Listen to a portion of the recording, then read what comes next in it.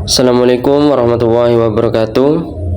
Saya di sini akan menjelaskan tentang pengertian perbandingan mazhab. Yang kedua yaitu tentang ruang lingkup perbandingan mazhab. Yang ketiga yaitu tentang tujuan perbandingan mazhab. Yang pertama yaitu pengertian perbandingan mazhab. Menurut istilah, perbandingan mazhab adalah mengumpulkan pendapat imam mujtahid dengan dalil-dalilnya tentang suatu permasalahan yang diperselisihkan oleh para mujtahid, kemudian membandingkan dalil-dalilnya antara satu dengan yang lainnya, sehingga nampak pendapat mana yang lebih kuat atau lebih dominan terhadap dalilnya. Sedangkan menurut para hukum Islam yang memberikan definisi atau pengertian tentang perbandingan mazhab, yaitu Abdurrahman memberikan definisi perbandingan mazhab yaitu sebagai ilmu yang memperbandingkan suatu mazhab dengan mazhab yang lainnya, karena di antara mazhab-mazhab tersebut terdapat suatu perbedaan. Pendapat yang kedua yaitu oleh Bapak Wahab Afif yang menjelaskan perbandingan mazhab yaitu suatu ilmu pengetahuan yang membahas pendapat-pendapat fuqaha atau para pakar ahli fikih beserta dalil-dalilnya. Yang kedua yaitu tentang ruang lingkup perbandingan mazhab yang meliputi satu, ibadah. Dalam konteks perbandingan mazhab, ibadah mencakup perbedaan pendapat, yaitu tentang cara melaksanakan ibadah seperti sholat, puasa, zakat, dan juga haji. Perbedaan pendapat ini dapat dilihat dari berbagai aspek, seperti tata cara pelaksanaan, syarat-syarat, dan juga rukun-rukun dalam ibadah. Yang kedua yaitu tentang muamalah. Konteks perbandingan mazhab ini, muamalah mencakup perbedaan pendapat tentang hukum-hukum yang berkaitan tentang transaksi ekonomi, seperti jual beli, sewa menyewa, dan juga pinjam meminjam. Perbedaan pendapat ini dapat dilihat dari berbagai aspek, seperti syarat-syarat rukun-rukun, dan juga ketentuan-ketentuan yang berkaitan dengan transaksi ekonomi. Yang ketiga yaitu tentang usul fikih.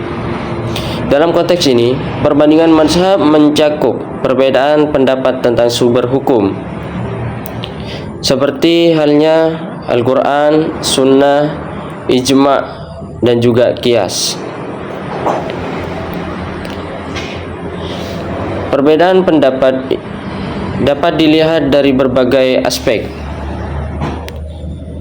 yaitu seperti interpretasi ayat-ayat Al-Quran, penggunaan hadis, dan juga pengambilan kesimpulan hukum.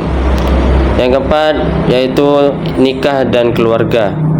Dalam konteks ini, perbandingan mazhab mencakup perbedaan pendapat tentang hukum-hukum yang berkaitan tentang pernikahan, yaitu seperti syarat-syarat pernikahan, rukun-rukun pernikahan, dan juga ketentuan-ketentuan lainnya yang berkaitan dengan pernikahan. Perbedaan pendapat dapat dilihat dari berbagai aspek, yaitu seperti peran wali, penggunaan mahar, dan juga ketentuan-ketentuan yang lainnya. Yang kelima yaitu jinayah dan pidana.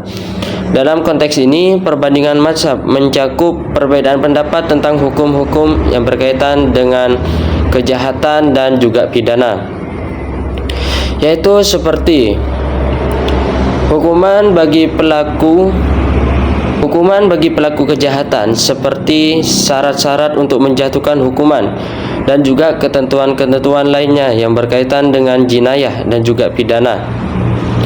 Dalam perbedaan pendapat ini dapat dilihat dari berbagai aspek juga, seperti penggunaan hukum seperti cambuk dan penggunaan hukum pidana atau penjara, dan juga ketentuan-ketentuan lainnya. Pembahasan yang ketiga yaitu tentang tujuan perbandingan mazhab.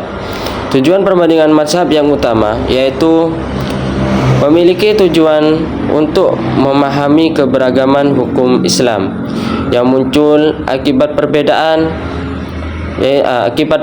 metode ijtihad para ulama. Setiap mazhab memiliki pendekatan yang berbeda-beda dalam menafsirkan Al-Quran, hadis yang dipengaruhi oleh konteks sosial, budaya, serta perkembangan ilmu pada zamannya. Dengan mempelajari perbandingan mazhab, umat Islam dapat mengetahui alasan dibalik perbedaan tersebut dan juga memahami bahwa semua mazhab memiliki dasar hukum yang kuat, serta bertujuan untuk meningkatkan toleransi dan sikap saling hormat antar umat Islam. Tujuan yang kedua yaitu tujuan sekundernya.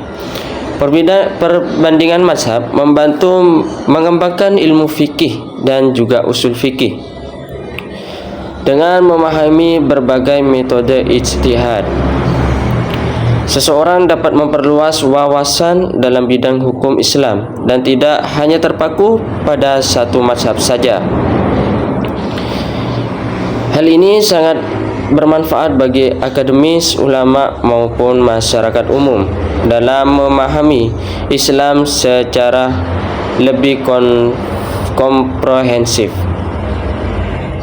Itu saja yang dapat saya sampaikan. Kurang dan lebihnya saya mohon maaf yang sebesar-besarnya. Wassalamualaikum warahmatullahi wabarakatuh.